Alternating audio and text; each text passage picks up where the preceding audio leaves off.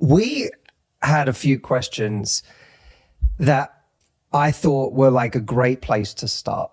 Why do I always get ghosted or friend zoned after sex? Ooh, post-nut clarity.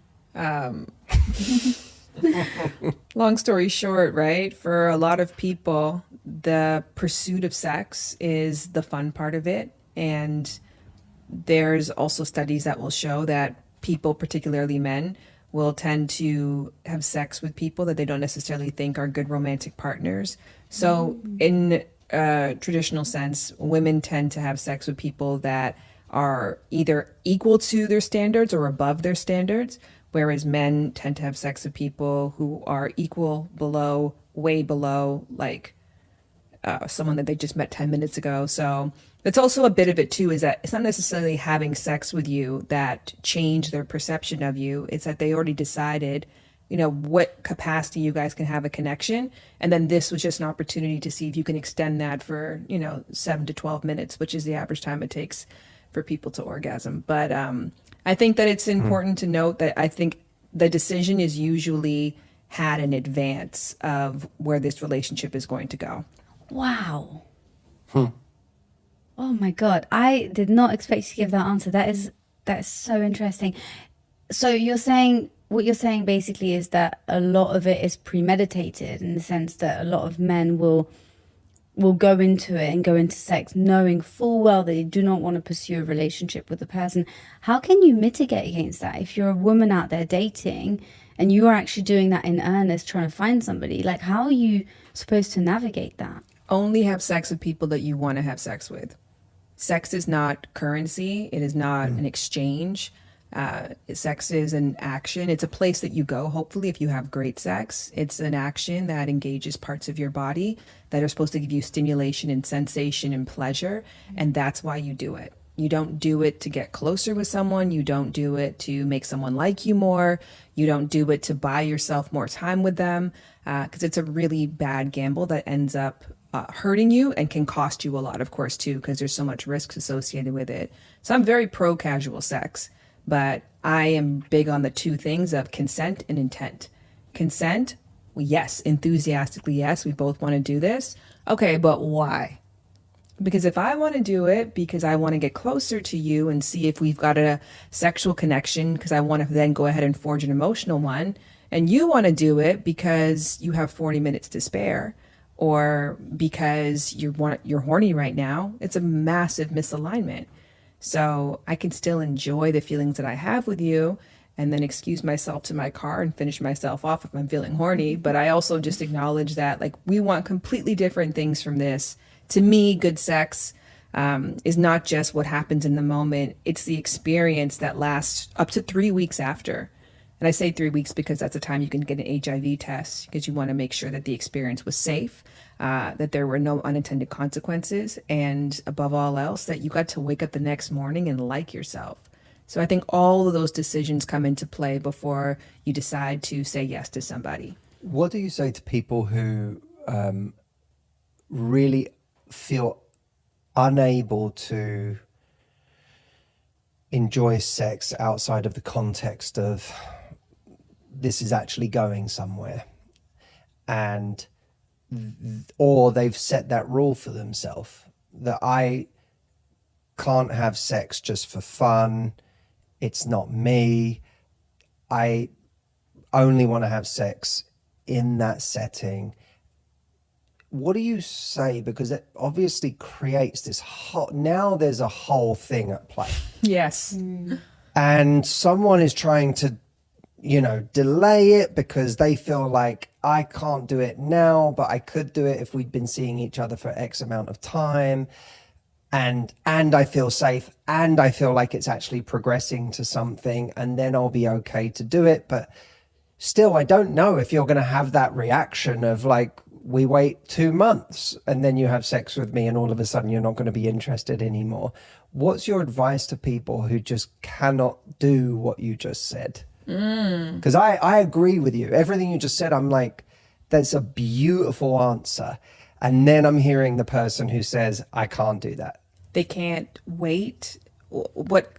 in a They play. they either can't have sex that doesn't make them feel used if it doesn't go anywhere, So don't have that sex. Check. Right. or they feel like I only want to have sex in the context of something that is really going somewhere, not something that's casual. Yes. So I would say just only have sex when you think it's really going somewhere. One. And two, maybe identify why it is, because maybe sex is an act. You've never been invited into it in a way that gives you the physical benefits. So, and sex can mean many different things, right? So maybe identifying what parts of it. Look, I think long story short, like the trick with dating in general is not to like somebody else, but to like yourself, right? So I have to really set myself up to be in situations where I'm going to be proud of who I am on the other side of that. And that's a benefit to the other person as well, right? You don't want to get the needy version of me, the desperate version of me, the regretful, the shameful version of me. So I have to be really aware of what I can do. So I love the person who's like, I know myself. Once I have sex with somebody, I have an expectation that things are going to go somewhere emotionally. I get more invested in the person. So I'm only going to actually go there with that person. And I get to define what sex is, right? Because maybe you're fine with making out. Maybe you're fine with hand play. Maybe you're fine with oral. When I was dating, I knew about myself that once we had penetration, there was, for the stupidest reasons possible, right? But I just felt like that person got something on me, which is sexist and societal. And I reflect on that a lot too, because I've had people that I've loved before and never had sex with them. And I looked at that as like a positive for a long time. Like, well, at least they didn't have that. I'm like, well, on the flip side, there was someone that you really cared about, that you had a great connection with, that you never really explored that side, and it could have been really fun. So why is it that you feel that? But men often feel the opposite. It's like, well, at least I got sex out of her. So for whatever silly reason, I defined it as like, I just don't want someone penetrating me if it's not going to be something serious. So I would literally go on dates in advance and be like, I'm really looking forward to having a great time with you. I'm not doing penetration right now. I'm happy to do other things, and I'm probably not going to give you oral sex. Wait, you would say on a first date? On a first date. On a first date. Because I don't want the feeling in kink culture, everything is a no until you get a yes, right? So we have these upfront conversations around what do you like, what do you not like, what kind of positions, what are your yeses, what are your safe words. So that's it. But in vanilla culture, in our everyday heteronormative culture, everything is a yes until you get a no. So I just didn't want to live that way, where That's I'm so like interesting. on a date with somebody and I'm like, oh, when do I pull out the no? So it's just like, I'm going to just take from the kink culture, do it right up front. Here's what my boundaries are. Here's what I will and won't do. If you want to participate, then great. And once we start getting into it, I'm not going to feel bad when I draw my boundary that I told you earlier on. That's what it was going to be. But would you say that when you were already kind of vibing on the date and you knew you were attracted to them, or presumably that wasn't your opening line? No, it wouldn't be my opening line. It would be when the person would try to extend it to something more. Right. Like if we're finished dinner, we finished our hike now, like we're finished whatever the initial activity is, and that person's trying to extend it. And just being upfront of like, because I might find you attractive and I may want to make out with you. And like, I don't want to be punished for those things or made to feel guilty about them. And I also don't want somebody doing more for me than they would have done if they knew where my boundary was. I'm so curious as to the reactions you got. Like, can you give us like the spectrum of reactions that you experienced with that? The honest truth, the unfortunate truth is that most men think you're not serious. So they're like, you're saying that now. So sometimes the reaction would be like, that person would go really far with me, and then I would draw the boundary, and then they'd be disappointed. Yeah, it's like challenge accepted. Exactly. But girl, that's not my problem. And honestly, when that did happen with those people, and we did get into that like kind of awkward place of like, so we're really not going where I wanted to go, then we'd be like, no, like we can transition to doing something else. And most of the time I saw them again after that. I think the vast majority of people, maybe in the moment were upset, but we did see each other again. But there definitely were people who just disengaged. When I was like, this is what my boundary is, and they're like, I don't really want to play that game. I'm like, oh, okay. Well, we're not going to want what a win is in this game. It's not going to be the same for us. And I only want to play with people where the wins look the same. Yeah, I like that. I have a question, Shan, because you strike me as a very confident person who knows what they want, is able to, effectively communicate your boundaries and your standards around those things. A lot of people listening don't relate to that.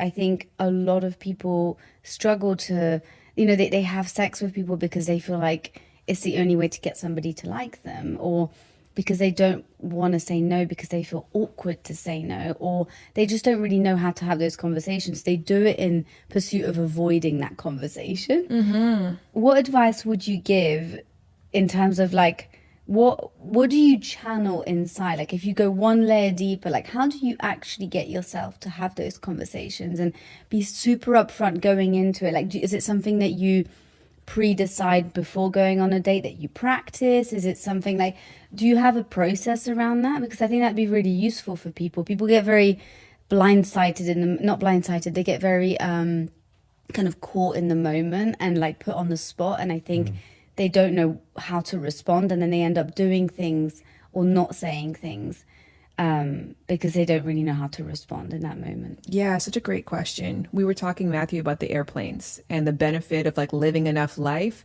is like you've been the person who's going to Hawaii who went on the airplane with flip-flops and your shorts and like your marina because you were so excited because you're going to come right off the plane and like go to the hotel and do stuff. And then you sat on a 6-hour flight freezing and miserable. And so I have had sex with people, or I've known people, many of my friends or people that I've worked with. My first book was called Laid, and it came out in 2009. Great I started title. writing it in 2005, straight to the point. And so I got stories from tens and thousands of women in particular talking about their sexual experiences in detail. And you kind of read enough times that while sometimes it does work out, for the vast majority, the statistics are 1 in 6, which is a dice roll. So 1 in 6 times where you have casual sex with somebody that doesn't have any indication of it going further or being contained inside of a relationship does actually advance to something meaningful. I'm not going to put my hopes, dreams, and safety, and again, my best self on a dice roll. So I've enough times of rolling that dice and not getting that 6 and crying in the morning, disliking myself, trips to the sexual health clinic alone because I don't have a partner who's going to attend with me, complete fear, like every situation you can name of. Enough times of doing that, you realize that that awkward moment where somebody wants you to give up something that you don't want to give is just not even a tenth as bad as the next morning.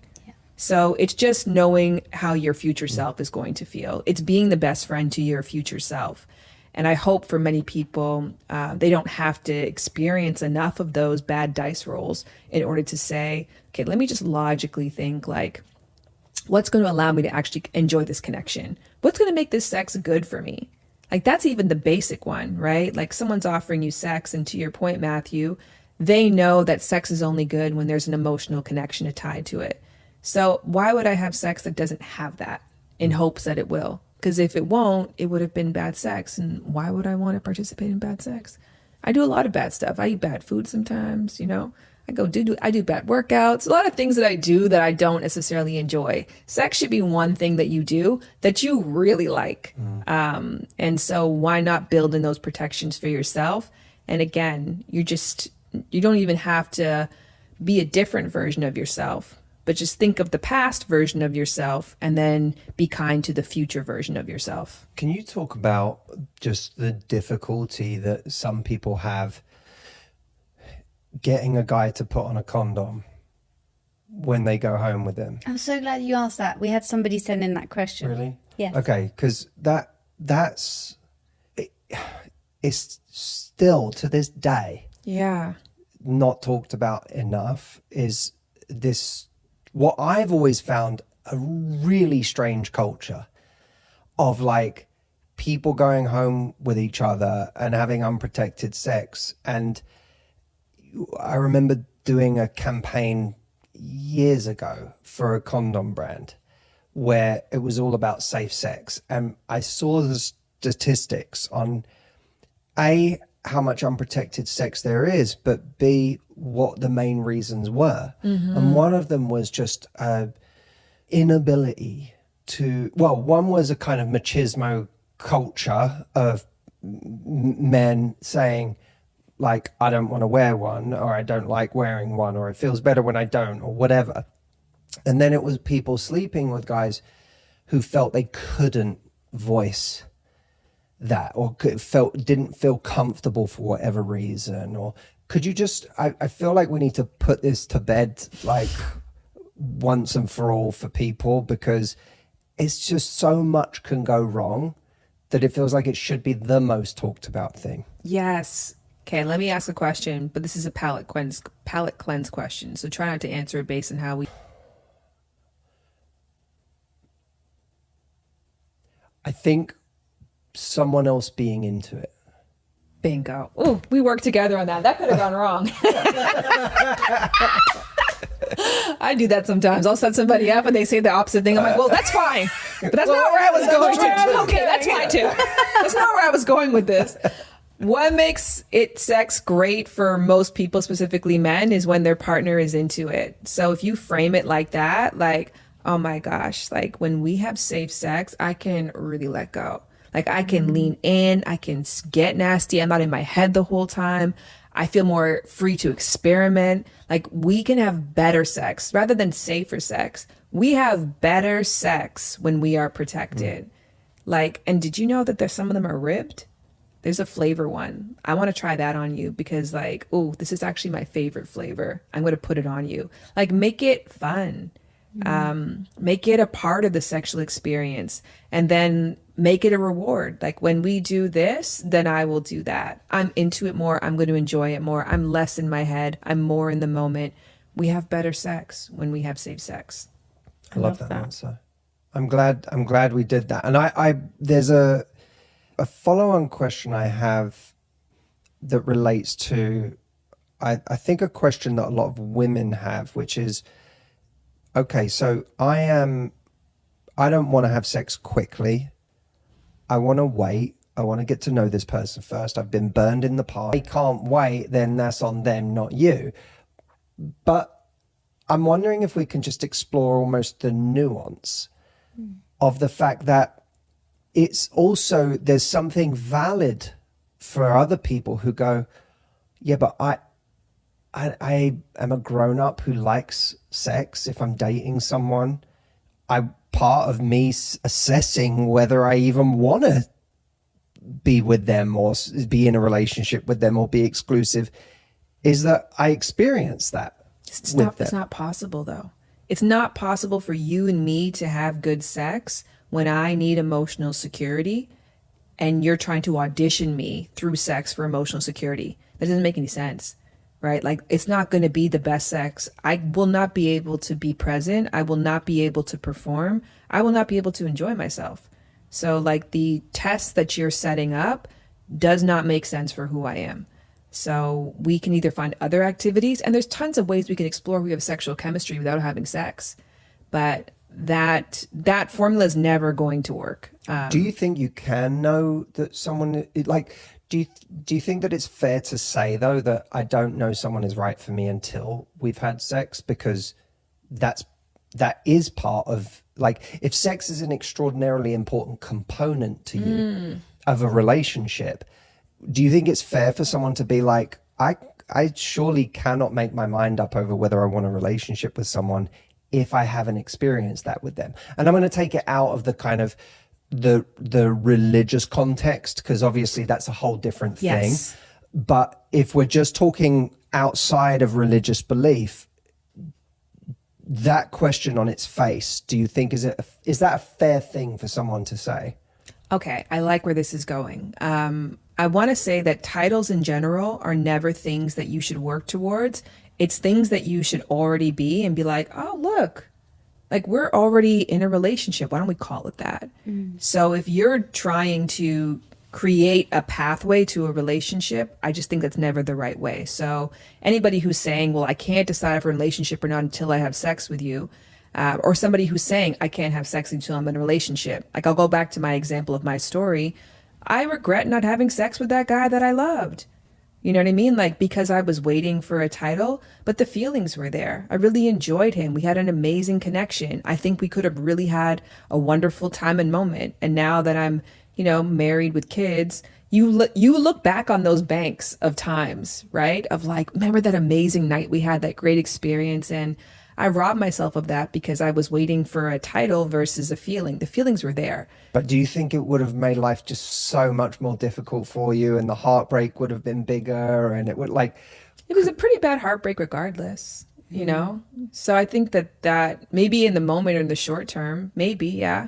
But it was pretty sad regardless to see that end. And fortunately, actually, like, I had I got an opportunity to like revisit that years later. And then I was like, oh, that thing that I wanted actually it doesn't make sense for me. And it never would have. But I think it still would have been cool. So that to be said, I think if you just focus less on what the end outcome is and more about like, what are the feelings that have to be present in order for you to wake up the next day and say, I'm glad I did that, regardless of what happened next, right? Like I felt respected. I felt honored. Like, if you created a to feel list, like, here's how I want to feel before sex happens. And if that answer key is not met, then it's not a match. And if someone's telling you, well, it will be met if we have sex, then maybe I can be nicer to you. Maybe I can be more responsive to you. Maybe I'll be able to provide more security. Like, that's an absolute not a match. I'm not going to put a gamble on that, right? So when we're in the flow, we're going to know. And it may not happen in 2 months. In 2 months, I may feel even less certain about you. But I know that I'll continue to be a part of this as long as I'm having fun, and you do the same. And let's continue to put boundaries for ourselves. And I always think about boundaries not necessarily as like, you can't come here, but instead like, stay in here so we can keep playing. Like, when we play soccer together, it's like, these are the boundaries so we can have fun and think the game is fair. Because if the ball's going way over there and you're a marathon runner and I'm not, that's not fair anymore, right? And I'm going to stop playing with you. So boundaries are a way for us to have fun together. And so that's what I'm focused on. How do I create boundaries so that I can continue my time with you? And if you're trying to push the boundary to a place that I know I'm no longer going to feel this is fair or fun for me, that's not going to benefit anybody in the relationship.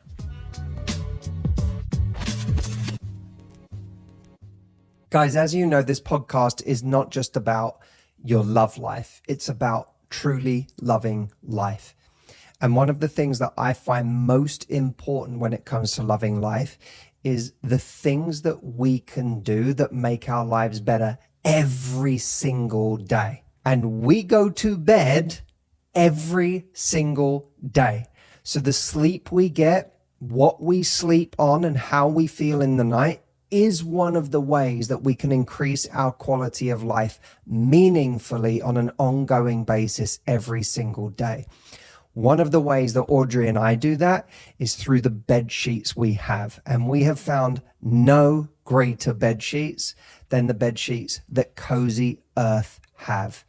They are bamboo. They are soft. They are so cool. I'm someone who gets hot throughout the night. I sleep better than I've ever slept in these bed sheets. And Audrey loves them too, so much so that when we travel, she complains that we don't have them. The hotel bed sheets just don't cut it for me anymore. But seriously, you guys, these bed sheets are next level. We have been using them for years, actually far longer than we've been talking about them on the podcast. We're really, really excited to be able to share with you guys a 40% discount code on any of their items on their website. All you have to do is head over to cozyearth.com and type in the code Love Life when you get to the checkout, and you will get a 40% discount. Head over to cozyearth.com, use that discount code Love Life while it's available. Enjoy your bed sheets and stay cozy.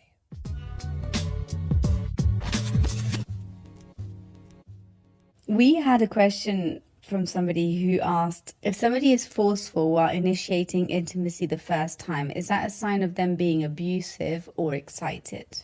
I think that's an interesting question. And I want to let you answer, but I want to point out that I think the nuance in there is interesting, because you have a whole culture of people who are like trained on porn. Yes. That's aggressive and Yeah. the women seeming to enjoy it and whatever. So those lines have been very blurred in Yeah. recent years, especially. So I'm so fascinated to hear your answer And to I this. think as well, the reason I think this is such an interesting question is that any woman who has been sexually active in their life has experienced that. Yes. Someone being forceful, someone being pushy, someone not respecting, the fact that you have drawn a boundary or said actually like, not tonight or whatever. So can I just make a clarification? Do you think this is leaning more towards forceful in the sense that they're not taking no for an answer, or forceful in the sense that there's something quite aggressive about their physicality in that situation? Well, I think they kind of go hand in hand. I see it more as the former, Okay. but I think they go hand in hand, because I think when somebody is being forceful and pushy, they tend to be physically forceful and pushy as well. You know what I mean? Yeah. So I think to me that they're kind of one and the same in a way. Tiana Taylor recently said this line that was so simple and beautiful. She's like, I'm a cup of tea. She's like, I tell people that up front when they date me. And when you're holding a cup of tea, it's like hot, it's delicate. You have to sip it. You can't guzzle it. You're going to get burnt. You could, so she's like, some people are glasses of water. You shake them around. You walk in. What's up? What's up? Some people are bottles of wine, right? I'm a cup of tea. So I think to Matthew's point is that I don't like the idea of writing people off the top, just because the culture is very confusing. I think for men, it's extremely difficult to be sexual right now.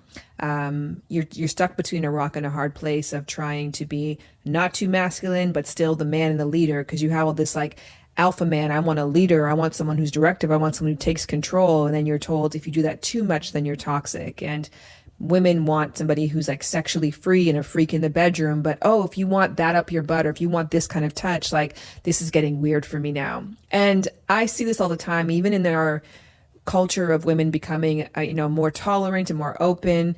It's just, you have to really watch the ways that we've been conditioned to shut down people's authenticity. And so I think a lot of times men aren't necessarily being authentic, they're being performative. And that's because they've heard from somewhere else that that's what they think that you would like. I remember I was talking to a bunch of teens about consent and about sex. And we were talking about before someone kisses you, them asking, and all of the girls, there's about 7 of them there, were like, ew, oh my God, like, you're going to ask me? It's so sus. That's so cringe. Like, ew, that could give me the ick. I would never. And I'm like, yeah, because you are picturing that one guy that you have a crush on, that you've been like flirting with back and forth for a long time. You're not understanding that this is the message that you're giving, and everybody's hearing that right now. So they can interpret that, if I like a girl, I got to just go for it. Right? And we've never been taught to read indicators of interest. We've never necessarily been taught how to read body language. Like, all of this is pretty alien to most of us. So people just have bad impulses because they have bad information, because we don't have conversations with nuance. So I think it's, to go back to the Tiana Taylor comment, I would give her that advice. Hey, I'm kind of a cup of tea. Maybe in the past you've dealt people, who are more like a water bottle. You could toss it around. Look at this thing. You could do anything to this, right? Throw it in the dryer. It'll come out the same. I'm not that. I'm a small, delicate cup of tea, and this is how I like to be handled. The number one question by far that was asked, which I'm sure you get asked all the time, was, what do you do when you have misaligned libidos in a relationship? And are there other forms of intimacy that you should be having if that's the case? 100%. Yes, you're going to have misaligned everything all the time in a relationship at different times. Compatibility is the freak accident versus the norm. And it's also short term, right? Like, we can have financial compatibility for a while, and then you get a new hobby and things shift, or I lose my job and things shift. Like, the only thing constant in this world is change, right? So there's no such thing as like permanent compatibility or permanent incompatibility. So libidos are going to go up and down. You guys might be on the exact same one. I actually think it's much better if couples start off on mismatched libidos, because you create the culture in your relationship of having to talk about it. So I know couples, for example, who went on The Bachelor, right? or they met on a reality show, and that's hot and heavy all the time. And that's all you do because you're in this heightened environment. They're like pumping you full of all these scenarios and ideal situations to get you horny, hot, and bothered and drunk. And so that's your relationship. And then you come back to real life and there's more nuance. And now you had a long day and you didn't spend the whole day talking to each other. And I've always needed a deep conversation in order to have sex, but now all of a sudden you're out all day and you come home and expect the same result. But it's like, no, like that circumstance was based on my libido, and the way that I desired you was based in circumstances that no longer exist to what we're in today. And people have a hard time talking about it if they built their whole love story on like, we just can't get enough of each other. We can't keep our hands off each other. If that's the story that you've built, it's really hard to go back on that. But the truth of the matter is you will get pregnant. You maybe if you want to, but you will get sick. Perhaps someone's going to die or pass away. You're going to have a hard time at work, or maybe sometimes you got really into meditation. There's going to be different ebbs and flows in life. And so creating the culture to have these kinds of conversations is fundamental. So everybody should be making an effort to figure out, okay, when things are not aligning, how do we come together? What does compromise look like? What does compassion look like when I do something not because I want to, but because I want to do it for you? And how frequently are those things happening? It's also important to note, like, if you guys have ever had any great sex research on before, which is, it's always worth saying, is that when we first get into a relationship, we experience lots of spontaneous desire, which means like we don't even have to think about it, right? And your body is designed to pair bond and it's trying to create that bond. So it's pumping you full of these neurochemicals that make it so easy to have those moments, kind of like your own villa. And then once you go from passionate love to companionate love, those neurochemicals tend to shut off, which is a positive thing because if they stayed on, it would shorten your life expectancy. So when they start to fall off, you now have to start making desire happen. And for many people, that doesn't even kick in until 5 minutes into being sexually active together. So that to be said, like there's a million different conversations we can have around libido. If you haven't had one, get started. And give yourself the grace to say like, oh, we should be having this. Just like we have the conversation every day. What do you want for dinner? You know, I can't have sushi, right? Okay, well, I'm really in the mood for that. So can we have this? That negotiation happens maybe sometimes 3 times a day. Do you think that there is like a kind of inherent paradox about the fact that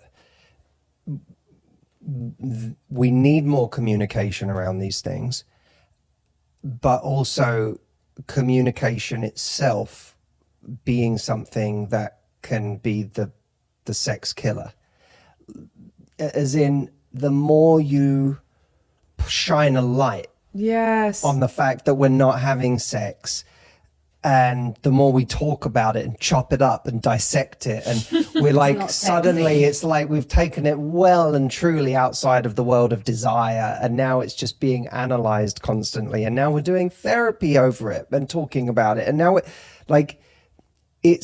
there's something about early dating that, you know, one of the things that is really sexy about early dating is that it is this kind of mystery box. Yeah.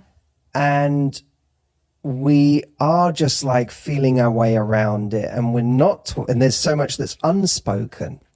Now we're in a relationship where there's already the absence of those chemicals.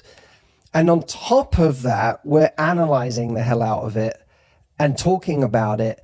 And how do you resolve that kind of conflict between making it even more unsexy by talking about the fact that you're struggling? Great question. Yeah, Esther Perel, one of her quotes is that no one's ever had more sex from talking about how little sex they have. Right.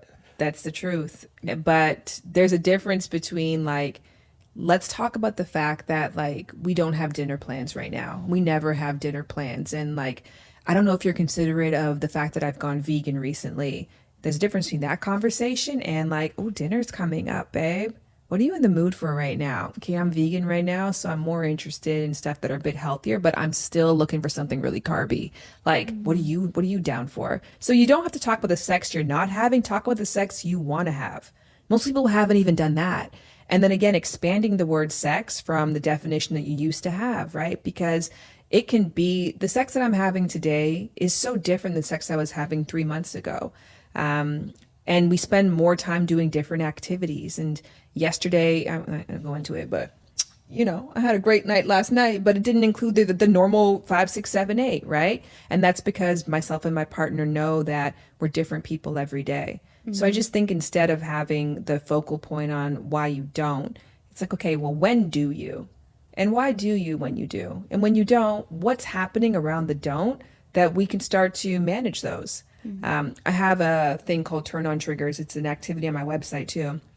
But just speaking to the fact that when we first get into a relationship, those chemicals are naturally making this happen for us. On top of the fact, we're doing all the right things. We're scheduling sex when we're dating. What are you doing on Tuesday? Okay, let's have like a nightcap at 9:30. We've had sex before. We know what's going to happen after. So I'm shaving, I'm getting dressed, I'm going through my ritual, I'm thinking about it, I'm giving myself foreplay before I get there. Now I live with you and you expect me to go from coworker, mom, chef, whatever, dad. I'm giving all these stereotypical roles. I'm like construction worker in the house. You could be the dad, or you could be, you could be the chef. But you're trying to go from all these multi-dynamic roles to like now we get into bed and I'm expecting the same thing to happen when we first got into a relationship. But our days didn't look anything the same, right? There's a completely different day that led to that moment. So what is the thing that I now do to build in that consideration? All right, we're not having the opportunity that we used to have before to get ourselves in the mood, to have the time to feel good about ourselves first, to have separation, to build that fire. So let's work with what we have. In order for me to get in the mood, so there's the turn on triggers are chore play, direct, there is cat and mouse, there is sapiosexual, and then there's a sensualist. So a sensualist is somebody who needs their senses engaged, right? That's like, if I didn't shower, it's not going to happen. If you didn't shower, and if the lights are a certain way, if there's laundry in my peripheral, like I need to be engaged through the senses. My husband's like that. I know that. If that was a really big issue for us when we first had kids, because he's so mindful of the environment, the idea that our 1-month-old baby could hear us freaked him out. So it took him a long time to get over that because he is so concerned about the surroundings. I could care less. I could have sex on a pile of dirty newspaper. Like, that's not for me. What I require is direct language. I want to know that I am desired. So if my partner is like, oh my gosh, those legs, they're gonna be wrapped around me tonight. I'm like, oh, not just you're horny, but you're horny for me. Like, I am exciting you. That's what gets me going. Then the cat and mouse is really important too, because that's also a big part of the beginning part. There's something I called erotic ambiguity. When you first get into a relationship with somebody and you know that you have sexual chemistry, maybe you even had sex before, but you still don't know if sex is going to happen. So it's like this really fun thing between you. And that's, in the animal kingdom, that's when peacocking happens. It's like, okay, bird, I like you, you like me. Now I'm doing a little dance for you. You respond, I lean in, then I go back. When you're in a long-term relationship, because sex has happened so many times, sometimes there's an anticipation that it's just going to happen. So you still some people need the game still, the dance. Even if we know how it's going to end, I still require that dance. What does that look like in a relationship? I'm curious. Like, how can people bring that cat and mouse element in to a situation that feels like a foregone conclusion? Role play. Role play doesn't have to require an avatar costume, right? Role play is me just pretending. I role play all the time. Like, I'll just be saying stuff like, oh, like, you went to church today. Like, you shouldn't be masturbated. Whatever I'll say, right? But I'll pull on old versions of himself or old realities that he's been in, old realities that I've been in. Or I'll even just say it like, oh, like, this is just so you know, this is not going farther than kissing. Like, I'll still say that. And he's like, whatever. But he still pretends that it might be true. Like, let's just pretend, right? Like, let's just pretend that thing is between us. We went away on vacation recently and we got there at like maybe 11 a.m. He was like, we're not going to have sex until after dinner. That was like 6 p.m.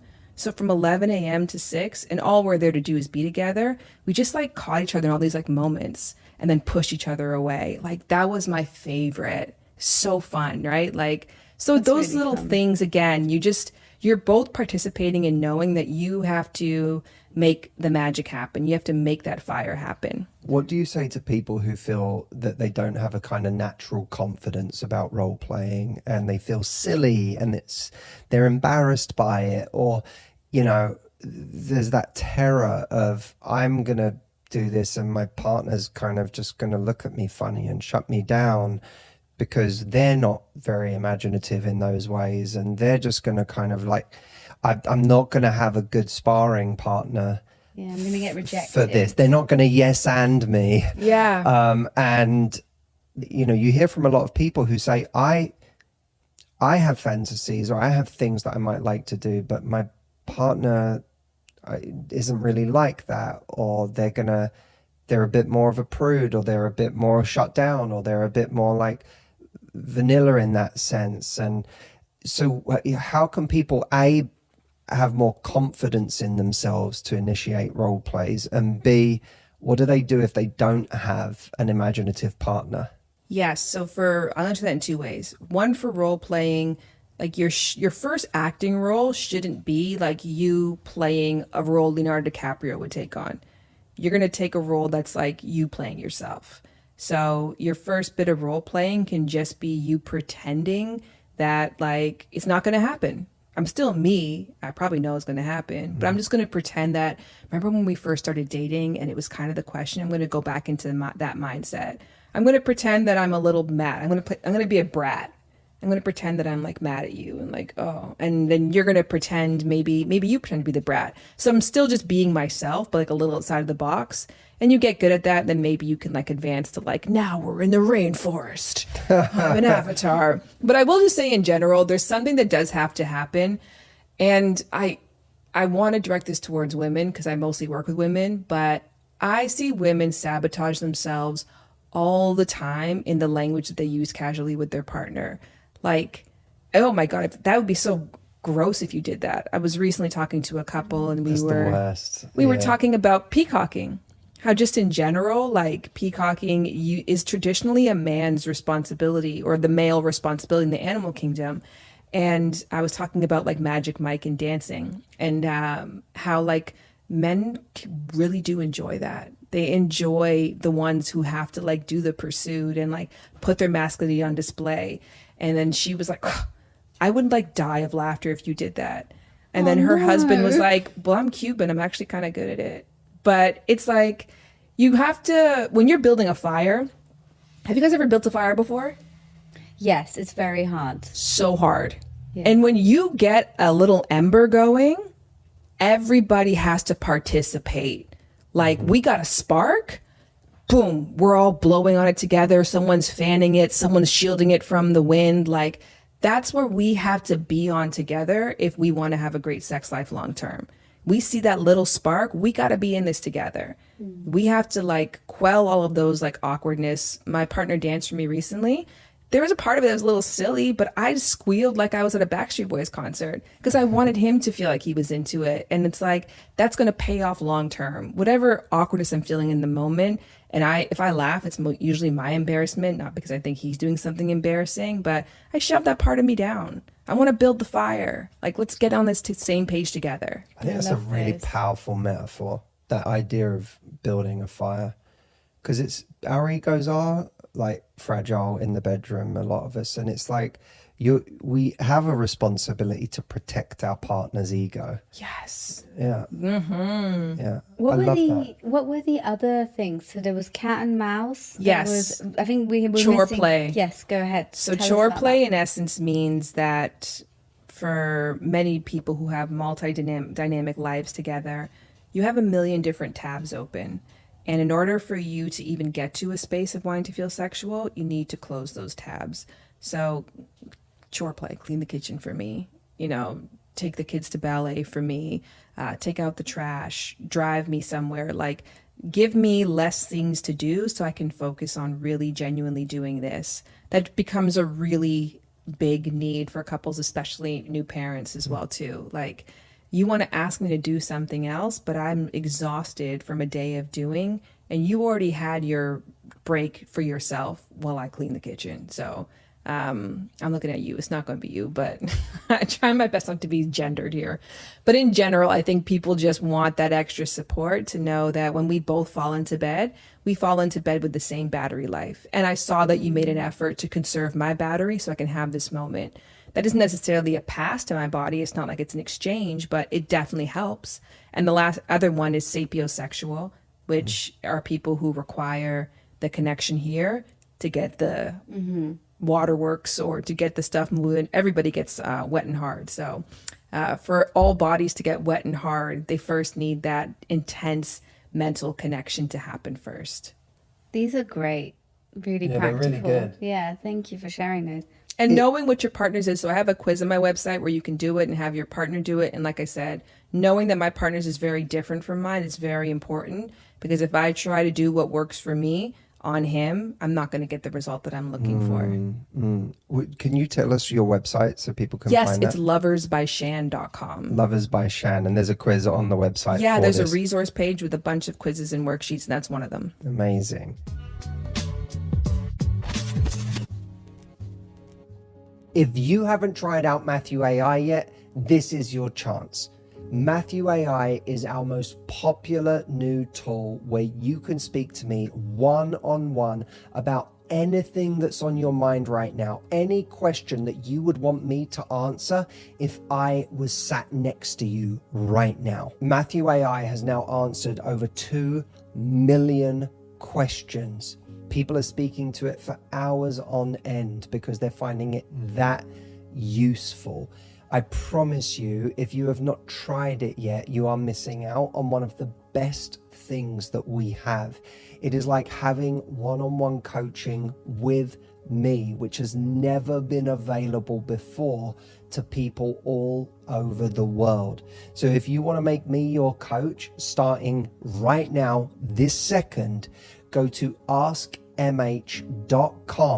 Whether you want to ask what to say to someone who hasn't texted you back, how you can stop ruminating over somebody, how to have the what are we conversation, or how to deal with anxiety that you're feeling about mixed signals, go and ask your question right now of Matthew AI at askmh.com. You even get some free minutes just to try it. Head over there now, ask your question, and see what it can do for you.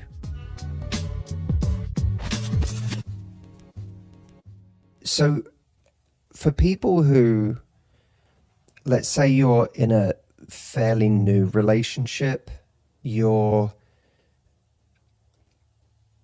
want to express things that you want, you're trying to be careful to not be like, this is what I've always enjoyed in the past, because you're worried about like inflaming them, and you don't want to put yourself in a situation where all of a sudden you've made them think about every ex you've been with or a person in the past.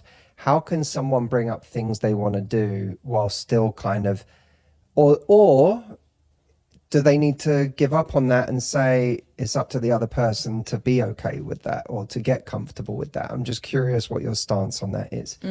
That's a really great question because it's very particular. So if you know you have a sexual romantic partner who tends to be more anxious attached and can get in their head a lot about your past, how do you talk about the things that you like without triggering them to think about all the people that you've done that with before? That's a really great question, because I mean, traditionally I would just say like porn is really great for that because you watched a video or you saw a video. But if you have a partner who already kind of maybe even gets triggered in that capacity of knowing that you look at those types of formats, then that's not a good option for you. And obviously it gets to a point where it's like suggestive of incompatibility, right? Because if you're with someone who's, so kind of on edge about your sexuality and about the fact that you are someone who really enjoys sex, or then it might not be a match. Like that might not be your person. But it's also entirely possible for us to put our foot in it, or for us to draw someone's imagination in a direction that's not helpful. Yeah. to them. What is the best way of bringing up that you'd like to do more of something? Again, in consideration with that person's insecurity, I'd probably like lead with that. And maybe the compliment sandwich. I think there's a better answer. I just don't have it. And I think that this is a very good nuanced question. But I'm going to just give a shot here of saying the compliment sandwich of like what you love that you guys do, that you think is so amazing, in the middle of like, would you want to try? And then just saying one thing. And then also acknowledging too that like there's many ways to get to China, right? Like there's direct flights, then there's cruises, there's planes or ships. And so if you feel like you're asking your partner to go to China and you know that's going to be a shell shock for them, then like suggesting somewhere else first. Do you want to go to the Chinatown downtown, right? Like, so let's just start there. Like if I want, for example, to get to pegging with my partner, I don't start there, right? I just start in general with grabbing their butt once in a while, or like when I might start with the gooch or the taint, right? Like, so I'm going to start moving in that direction, but I'm not going directly for that end goal. And then I'm stopping and pausing. Hopefully we're going to have sex for a long time and we're going to have lots of exploration. And the brain is so basic, right? Like you can just do one little new thing and the brain's like, wow, what was that? You know, and that's enough, right? We don't have to do 70 things. We could just do one extra thing each time. So I think I'd identify like what is the one sort of small thing that we can start and do that I'm curious about doing with this person. And then I'll end it with the way that and why I want to do it with you. So like, what do I love that we do? What's one thing I'd like us to try? And why with you would I love to do this? That's really great. I love that answer. Yeah. Can you talk about just sexual jealousy and... That was my next question. Okay, well then We I'm had going to a let you question- deliver it. No. We had a question coming in, which I thought was so poignant. It's exactly that. How to handle retroactive jealousy around my partner's ex. I have in my mind that they had amazing chemistry and it makes me feel insecure. Yeah, I would hope they had great chemistry. Hope you're with a great person who can connect with a lot of other people. And they chose you and they chose well and they chose wisely. I mention him all the time, but there's a sex expert I love. His name is Alex Grundy. And he said this line to me that I just like always carry with me. He said that it's my dream to meet a woman who knows how amazing she is, how sexy she is, how cool she is, that she doesn't care about anybody else. And doesn't mean that she diminishes their light, but she walks so fully in her own and she carries a self-knowing that there's no one else like me and there never has been. And that's what she operates with. And so obviously, why would you go back when you're here? And if you did want to go back, then you wouldn't be here. So I think it's a lot of self-talk to get to that place of just deep knowing, because there's nothing a partner can do or say. Yeah. And I'm going to assume that I hope that you're with a great person who does have a past of people who they had a good connection with. That's the best marker. Ooh, let me tell you, every time I've dated somebody who had a terrible romantic history, it was a terrible romantic situation. You know, like my husband is still really good friends with his exes. They still reach out. Why would they not? He's so cool. He's so fun to be around. I could bring him in this room and you guys would love him. Like, he's amazing. So the other alternative is being with the dick who like everyone's like, glad that guy's gone. And then you don't have to worry about exes, or you don't have to worry about them even having an opportunity because they burn every bridge. So as hard as it is, it's just a credit to how great you are, how good your picker is. And those feelings are valid, but is there a different way that you can look at them? I want to ask that question to you guys, though, because that is a complicated question. So how would you advise somebody to get over the obsessing over their partner's romantic history in order to live in the present with them? I have a short and sweet answer to it, which is I think the safer you feel in the relationship, the more you're able to do that. And I think oftentimes we feel really jealous and insecure because we don't feel safe either within ourselves or with our partner. And so to me, it's almost that's the first place to look.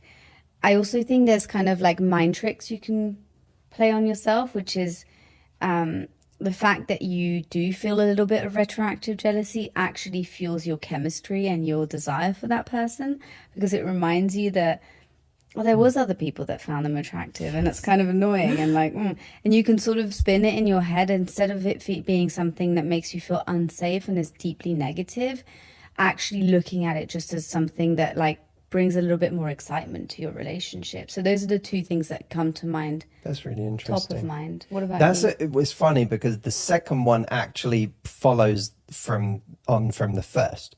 If you feel safe, Yes. you can use That's their true. sexual history and the desire or the chemistry they may have had with someone else as a kind of aphrodisiac. And if you don't feel safe, if it's you a don't feel disaster. safe, it's a threat. So that's really interesting. I think that's also in some ways quite a female answer. Because I think that doesn't get a lot of guys over their kind of, and not every guy is like this, but the kind of that stereotypical male possessive thing that men have, where they're like I think I that expect you to be that amazing guy- in bed, but never have had sex with anybody but me. Yes, but that answer, I can hear that guy being like, yeah, okay, fine, but that doesn't help me. I just like that, if you've had too many partners, or if you've done this, or if you've done that. And I think that in some ways, I don't know, well, are we evolving? Sometimes I wonder if we're evolving, but I feel like culturally things have shifted. Half of us are evolving. Right. Some are regressing. But the way, because look, I've not been without jealousy in my life, and even in our relationship in the early days. And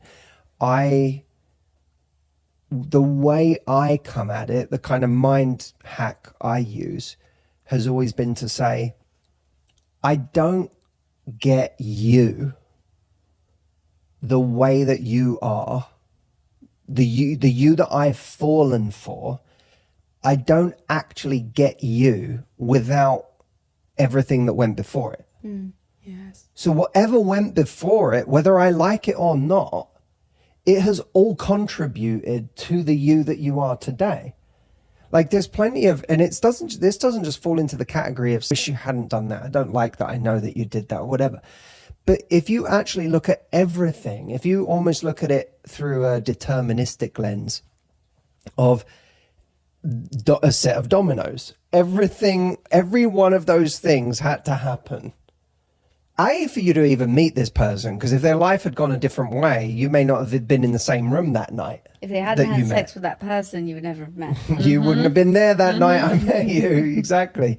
But that's kind of true. I kind of do believe that. That's the butterfly effect. But there's the other side of it, which is your particular brand of humor, your level of experience, even just with people. Like we learn from the people we wish we hadn't slept with, or the relationships that messed us up, or whatever. Some of it made us funny. Some of it made us, able to be very discerning. It made us very sharp. It made us street smart. Some of us wrote a book based on it. Wrote a book. Yeah. And it's like, you can't, I want you, if I really love that you're street smart, but I hate all the things that made you so. street smart, that you can't have that. Yeah. And if anything had changed, I might not have fallen in love with you so hard. And then what did I gain? I think that's such a great point, and I love the fact that if we can't get over the past, that's fundamentally incompatibility, because that's the one thing I can't change. So if that's a sticking point for you, like if you can't look at it through that lens, then it's quits. I love the answer you gave about safety. I just always want to encourage people to break those words out really clearly. I had a partner once who would just constantly berate me with respect. I need you to respect me. And that word definition, I feel like it changed every day. Sometimes it was about ordering hamburgers. Sometimes it was about the way that I treated his daughter. Sometimes it was about the way I ordered a drink. I was like, I didn't understand it. When we think about safety, like if we had a safety fire drill for this room, it would be like clear things written down. to be safe, you have to check these points. So I just want to encourage people to do exactly what you did, what you mentioned of making sure that their partner helps them to feel safe by being very clear about what they require from that. I just spoke with somebody recently who was like, for the first year of my relationship, I said to my partner, you have to be home by 6 p.m. I need that. Like, I get very anxious. It brings out the worst side in me. I start to spiral. Like, this is a requirement to love me. Are you okay with that? I feel safe when you do this. And then that person can decide whether or not they can meet that standard or not. But creating those standards for safety, for respect are really important. I love that. Absolutely. I have so many questions. We'll try Me and too. wrap up shortly, but I'm just going to see if I can quick fire a couple. Why is it sex can feel so good in toxic relationships? I think erotic ambiguity, like you get that cat and mouse chase again, and that person has to win you over, and it resets the clock, right? So if we have that and two, arousal confusion. So there was an experiment that was done, and they had people on a bridge that was stable and one that was swinging. Guess which date people reported being more attracted to their partner? The swinging bridge, because your heart rate is up, your pupils are dilated because you're ultra aware in that moment. Maybe your breath is a little shorter. And these are all the same things that happen when you get horny. So arousal confusion, that's why people have like angry sex, because you're already in a heightened state that physiologically mirrors the state that you get in before you have sex. So it's a nice, easy transition.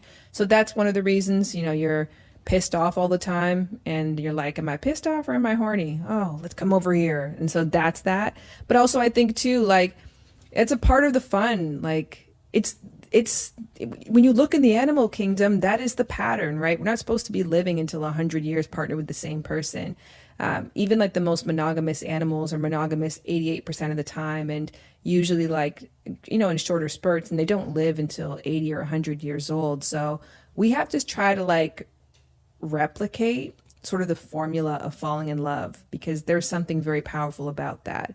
And when you're in a toxic relationship, you replicate that formula. That like, I don't want you. And then I'm the peacock who's like, look over here. I'm so shiny. Come on, let's do this. And then you woo me, I woo you. Then we do it.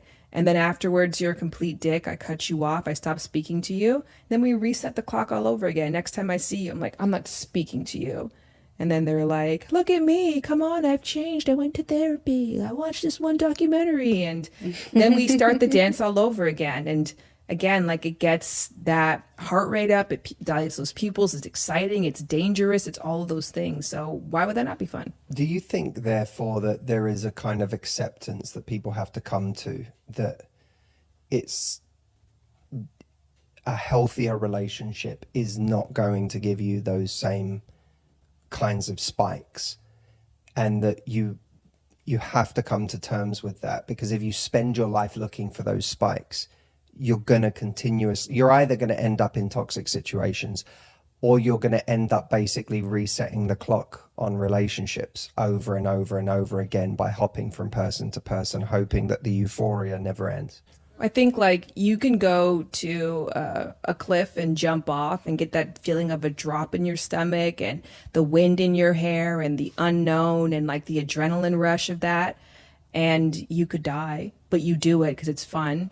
Or you could go to a roller coaster and kind of get a similar feeling, but it's in a more controlled, contained environment.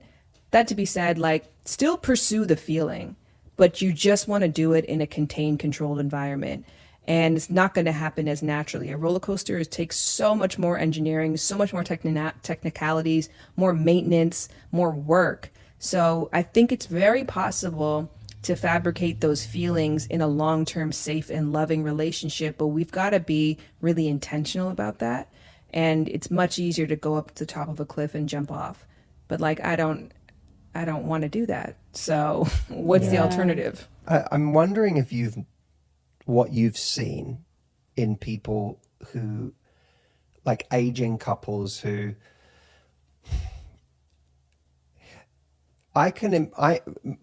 anecdotal stories I hear speaking to friends, connecting with people, is that it seems like one of two things happens for a lot of people. either sex ends up sort of being shelved and there's just a relationship now where those two people have buried those parts of themselves and it's repressed and maybe it comes out in sort of other ways or whatever, but as far as each other are concerned, it's gone. And other people start to become more experimental because the kinds of possessive jealousies that occur earlier in a relationship subside because two people have just gotten so safe, so in some ways bored, that the desire to just get back to some kind of spike overrides whatever jealousies could come up or whatever feelings could come up, that boundaries they would never have broken in year 5. Suddenly in year 30 or year 20, it's like, well, what do we have to lose? I'm just curious what you've seen there and what you encourage. Yeah, that's such a great story. And thank you for sharing both those. I loved going on that journey with you. I think to the first couple who no longer has a sex life anymore, are you happy and fine with that? Like, do you like to be horny? If some people don't, that's a genuine thing. Like a lot of couples, they just don't require that anymore. And guess what? Your hormones are on your side. Your body doesn't require you to procreate. You're not going to be as motivated as you once were biologically. And you're not as incentivized, of course, because you're not trying to secure a mate. You already have your person there. They're on the same decline as well. So if you guys are kind of happy to go on that together, then that's completely fine. And you can have a great connection that is, not to say, I say sexless in like you have sex less than 10 times a year. It can still happen, but it's no longer like a given in your relationship. I love being horny. And I actually can note this now because I'm 40. So like I get the experience of watching my hormones decline and no longer being an automatic. There was a time where I like had to masturbate. I don't anymore. So the times that I do feel it, I'm like, I love this feeling. So I'm going to chase it for the rest of my life, you know, like in a way that's healthy for me. So I will probably end up like the latter couple. I smile because when you were telling the story of like, you know, they've gotten so safe and so boring that they're like, to hell with it. Let's just try it. I think it's kind of a flip on that. Like, I think you become so secure in your relationship that you're like, you are not going nowhere. Like, you got that snoring problem. Like, to find somebody else who's going to deal with you. We have our kids, we have our life, we have our business, we have our home. Like, because you've had enough life together and you've had enough experiences of seeing your partner have the ability to choose somebody else and constantly choose you, I think that's why you get really secure. Not because you're like super bored, but because you're like, you have a super rich life together. And then you can start to have those kinds of conversations without the fear of loss. It's like, well, what do we have to gain? It almost becomes, what do we have to lose? We're not going to lose each other. We know that. And so I think that that's where the experimentation and fun comes. And I always go back to that fact of the brain is just not as tricky as you think. Some people are like, well, I got to sign up for a swingers club and okay, I guess I have to start getting an STD test mailed to my house every month. And it's like, maybe you just have sex and watch porn together. Maybe you guys go to a resort and you do it with the blinds open, like these. More than the reality. Yes. You know, like if you can somehow simulate the idea of it or, you know, pretend you're in that world where that's happening. I think actually a lot of people's fantasies, they think they really want them when they can't have them. But if they got too close to them, it would scare them. Yeah. They'd be like, wait, no. I said I wanted it. I'm not sure. Like, I think a lot of people are like that. So, you know, there is a world where you can kind of live in the idea instead of being offended by the idea, be like, how can we live in that idea together? How can we explore it as a fun thing, as something that we can tiptoe around without doing it, but still give you that fix? And to that extent, I think our brains are so powerful and those subtle shifts make all the difference. But do you have a different answer when it comes to one person really wanting something and the other person just being like, that for me violates the rules of the relationship or it violates some boundary I have? Yeah, let's go back to talking about sushi. Sorry, Audrey. But if you have a friend who's like, I don't raw fish, why would I do that? I am not eating raw fish. Absolutely no. You would probably be like, just come, get yourself a teriyaki roll. Try the California roll, right? Like, I'm not going to bring you in there and give you like sashimi that was just caught this morning, right? Like, so I think a lot of people just take for granted. I think what's unfortunate about the way that we learn about sex is we don't learn about sex. And so we all think it's 7 things. It is an expression of humanity. As Esther Perel says, it's not something that we do, it's a place that we go together. So it's an opportunity to invite all parts of yourselves in there. So many different experiences to try. Like, I could try a British accent tonight. It's a new sexual experience, right? So rather than me being like, I've always wanted to have sex with a Brit, maybe I just pretend to have the accent, or we put a movie on in the background while we're having sex, or I read a book beforehand and then I think about that while I'm together with you. That's also such a huge, powerful thing. When we think about, sex, we often think about the 2 people in the room. There's billions of other people, influences, conversations that can be happening in your mind.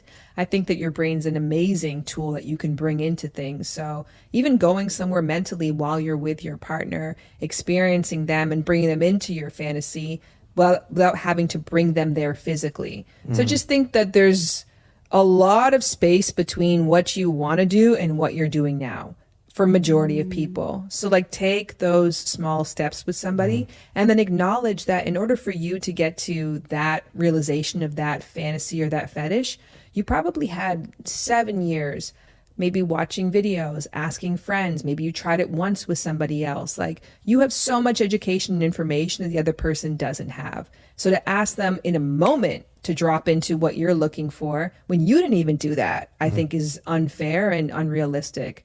So it's just, again, like, even just my quick homework, go on any kind of kink website and just like read up kinks from A to Z. You'd be like, God damn, how many words are here? Like, there's like 500. So again, we're thinking about sex like threesome, pegging, like these very specific like fantasies or ideals. There's so many things that we can try. Why don't we just start somewhere that we both actually want to go? Just a quick one to finish. I'm just curious, who do you really look up to in this area? Oh, you?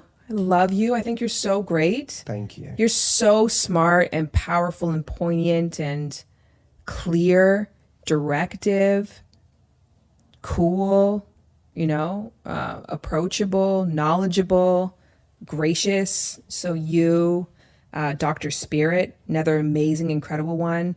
Joycelyn Elders, she was the first Black attorney general, and she was a massive sex educator. I got to serve on a board with her for Trojan Sexual Health Board. I look up and aspire to her so much. Esther Perel, of course, phenomenal. I'm from Canada, so I got to say Sue Johansson over Dr. Ruth. It's just the way that it is. That's who I grew up with. Who is that? You don't know Sue She was the Johansson? Dr. Ruth of Canada. You know what's so weird about that? She's an old lady. So it's like the same person, but just one was Canadian and one was... That's so interesting. She was an Is she old still lady. alive, or No, she's passed. She's an old lady with a late night talk show where she had puppets and like spoke very candidly about things that no one talked about, but now your grandma's talking about them. But she was the Canadian version of Dr. Ruth, which I know you worked with Dr. Ruth. I know. It Yeah. was so very sad when she passed. She was special, and I just think anyone who is coming from that generation, Yes. who could speak to topics that even like you surely can't, like, even as you're talking, I'm like, we have like, for us, we're really open to talking about everything. I can imagine there are so many podcasts where you can't talk exactly how you've spoken here today. Oh no, yeah, for sure not. I probably shouldn't have said a lot of things I said today. That's no, but like, par for the I think course. that's a beautiful thing about what you do, and I think it should be celebrated because you really make it okay to have these conversations without all of the shame and the baggage that people have them with. I find it so refreshing. I genuinely think it's amazing And I think you should do it more and do it everywhere. And but I was, as you were talking, I was like, man, it's not, you know, there are so many podcasts where you wouldn't be welcomed in doing that, where it would be hard for you to do that. When I did that condom campaign, I went on a radio show in America, and the host began by saying, okay, so we have this guy, Matthew Hussey, on, and he's going to be talking about, I'll say the word once, condoms. And I was like, what do you mean I'll say the word once? Like, what are we talking about here? Yeah. That's so Like, interesting. the fact that's how you opened up and then he was like, and the next question was, why do you think we're struggling so much with people having safe sex? And I was like, maybe because a grown man like you struggles to say the word condom. Like, it's bizarre to me. But when I look at the Dr. Ruths and the people like that, and the woman you spoke about from Canada, I think it's so heroic for them to be talking about these things in the time that they did. Especially if there's women. people that are still shameful today about these things, to think of it back then, it's just a whole different story. Oh yeah, it must have been absolutely brutal, and it's beautiful to see that the work is changing, and that a lot of our heroes got to start to see those shifts happening, and they happen every day in small ways. I think of this very anecdotal small thing to close of. I started this work in 2005 of really just devoting myself to learning about sex and relationships, specifically how sex can impact relationships. And at the time, the orgasm gap was 3 to 1. For every 3 orgasms a straight man was having, a straight woman was having 1. The orgasm gap is now 2 to 1. Oh, well, that's good. Progress. Very substantial improvement in a relatively short amount of time. I would assume that in Dr. Ruth's time and for years before that, it was 10 to 1. And that's just the way that it was. So let's keep going. I think so Amazing. many women have never had an orgasm. Mm-hmm. Like, I think that's still very, very true for a lot of women. And I encourage anybody who's listened to this podcast and enjoyed it to just think of Shan when they are feeling a little bit blocked.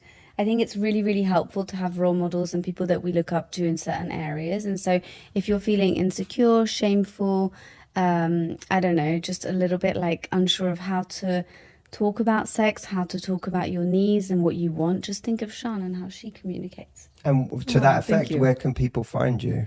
Loversbyshan.com. That would be wonderful. Thank you guys. It's been such a pleasure. I really just think you're wonderful at what you do. It's so refreshing when you have someone on who is just so fluent in what they talk about.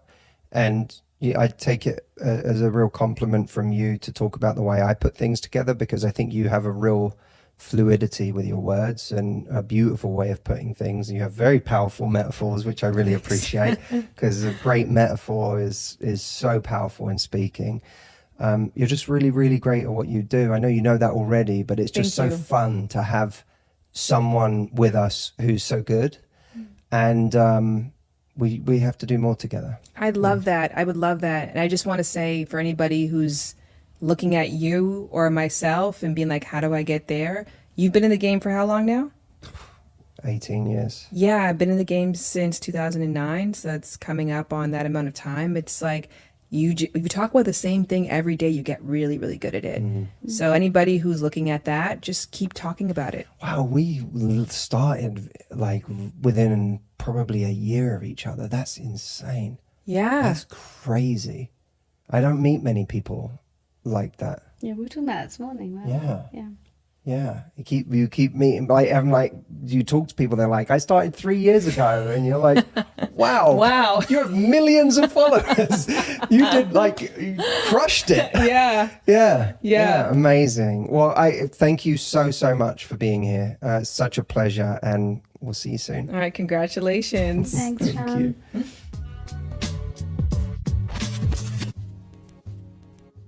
So many people watch videos on YouTube, listen to podcasts, read books, and yet still never quite feel whole.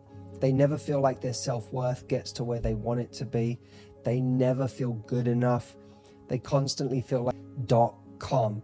If you can't make it in the room, which you should, because there is nothing like being in this room anywhere in the world, make sure at the very least you get a virtual ticket, because I promise you, these will be two of the most important days you ever spend on your personal growth. Tickets are available now at mhretreat.com.